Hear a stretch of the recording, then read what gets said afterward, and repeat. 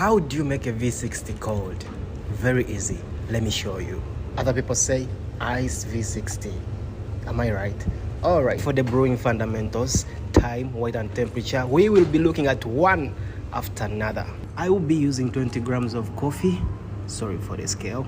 I will grind my beans medium coarse. Always don't take this as a cram work, because where you started the coffee from, your teacher was grinding his coffee at 11 or 10 or 9. Then you also take it as a cram work, and then you'll be grinding your coffee beans at 9. These grinders have different settings. Use your fingers to feel the grind size, just like the way I'm going to do it here. I use my fingers to feel the grind size, and I was very satisfied with my grind size. I'll start pre-wetting my filter paper. Pre-wetting the filter paper helps you to drive out the peppery taste. It helps you to drive out the peppery taste. So when you are brewing, you get a clean cup of coffee. Pour away the water. In this recipe, I'll be using 100 grams of ice, but doesn't mean that every time when you're going to brew your coffee, you should use 100. Now, here comes the technical part.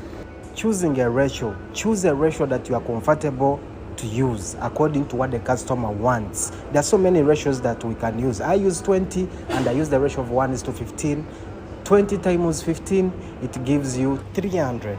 But remember that I put 100 grams of ice before. 300 is our yield. So you get 300 minus the 100 grams of ice. There are two approaches of making a V60. Other people, they start by brewing the coffee, then later they add the ice. Other people, me, I prefer adding ice first and I brew over the ice. So any approach is okay as long as you find the taste is very amazing. Never forget the blooming time, which is 30 seconds, but you can add it just for more flavors. The brewing time of a V60 is 2 to 3 minutes. So, but because of time, I'll shorten my brewing time to 2 minutes.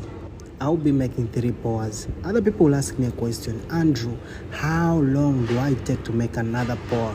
The reply to your question is, it is as long as you have done the blooming and then you allow your coffee to bloom, you can add in cold water as long as you are comfortable. You understand? It's just a timely thing. Time yourself, time your time, calculate your time and your pouring. But they should be either 3 to 4 according to your recipe. So in short, I won't tell you that after 1 minute and these seconds you should make a second pour, or after these minutes, after 1.5 you should make a third pour. No, this thing is practical. You can do it conveniently, putting in mind that what you are doing, you are considering the time. So I told you I'll be cutting time just not to make the video